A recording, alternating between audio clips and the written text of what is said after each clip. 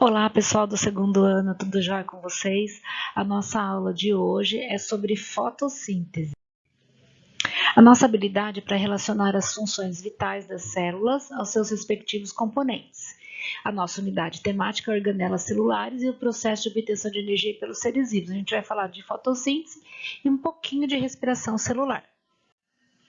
Então vamos relembrar. O que é a fotossíntese e qual a sua importância? Então vamos lembrar que a fotossíntese é a produção do alimento pelas plantas e pelas algas, pelos seres que a gente chama de autótrofos ou autotróficos, né? A importância é a produção da glicose. Então, olha lá, fotossíntese por quê? Porque significa síntese a partir de luz. Foto, luz, síntese, produção.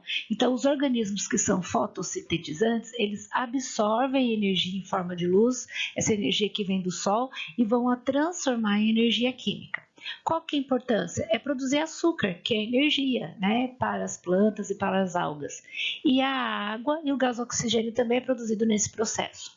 Uma parte desse açúcar vai ficar armazenada na planta, normalmente em forma de amido, né? E a outra parte vai ser usada no processo de respiração celular, que a gente já viu, que é uma forma de obter energia para a planta crescer e manter as suas funções. Muito bem, vamos pensar um pouquinho no início, quem descobriu a fotossíntese, que situação.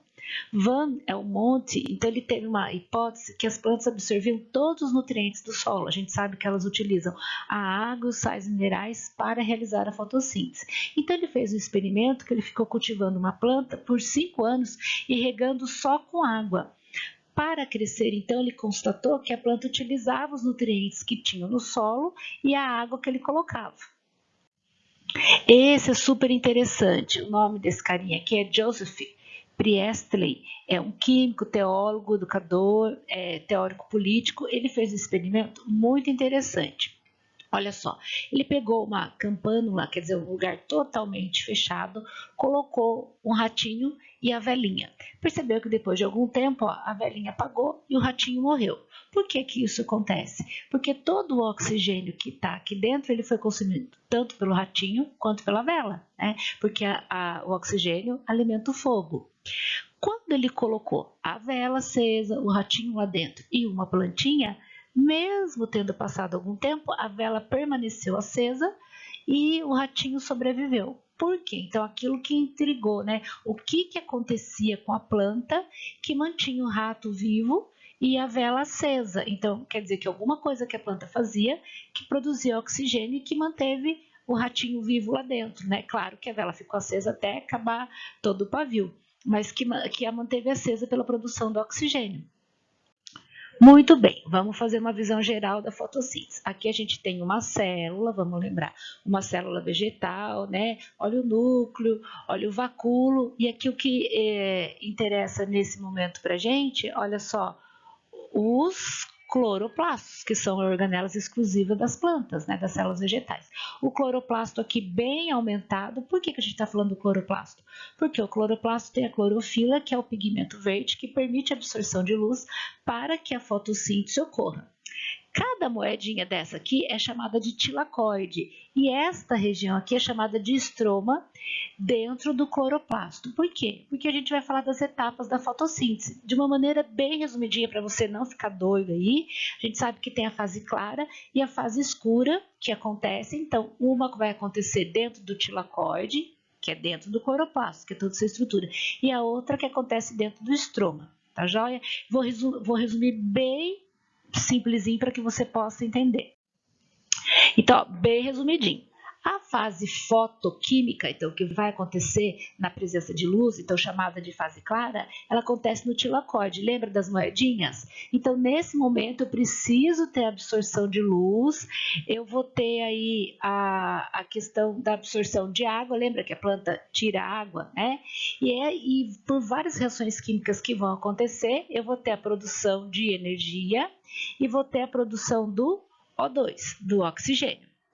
A fase, ou chamada de fase escura ou etapa química, que acontece no estroma, Lembra aquela regiãozinha que eu mostrei dentro do cloroplasto, né? O que vai acontecer? A gente vai ter a fixação do gás carbônico e ele vai ser transformado em moléculas de glicose, que é a fonte de energia da planta, né? Que é vamos falar assim, o resultado final da fotossíntese. Muito bem.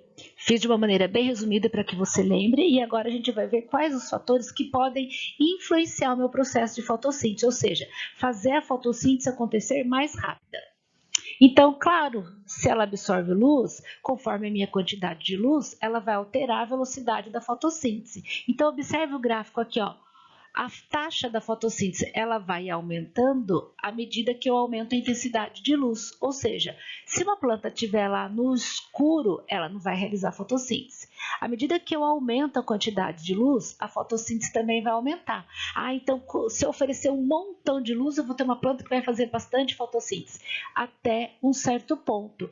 Então, novos aumentos na intensidade da iluminação não são acompanhados pela elevação da fotossíntese. Se você observar aqui, ó, até um pontinho eu tive aumento da taxa de fotossíntese. Depois desse pontinho, ó, ela se manteve estável, quer dizer, não adianta eu continuar aumentando a luz, que a produção da fotossíntese continua sendo a mesma, tá? Então, luz interfere na fotossíntese. Segundo fator é vamos ver se eu consigo escrever bonito aqui com o mouse, ó, é o CO2, que horror, o gás carbônico. Então, o que a gente observa? A mesma coisa. À medida que eu vou aumentando a concentração de gás carbônico, vejo que vai aumentando a curvinha aqui, ou seja, a fotossíntese vai acontecendo mais rápido, aumenta a taxa de fotossíntese.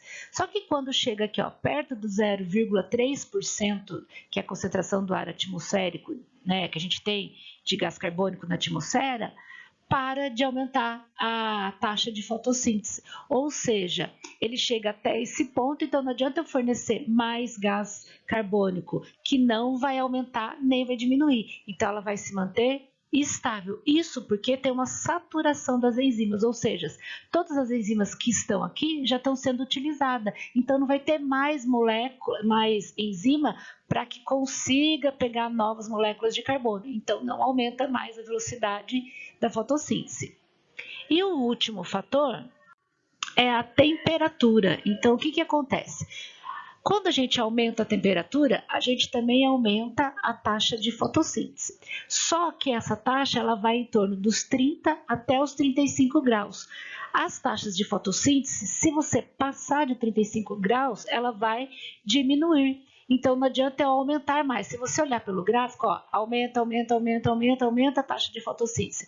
Quando está entre 30 graus e 40 graus, então vamos pôr aqui o 35, é o máximo que eu consigo do pico da produção da fotossíntese. A partir, se eu continuar aumentando de 35 graus, o que acontece? Desnatura as proteínas, então ó, começa a diminuir a taxa de fotossíntese. Então não adianta mais aumentar a temperatura, porque as proteínas vão estar desnaturadas. Alta temperatura é como se matasse a proteína, então desnatura e impede seu funcionamento.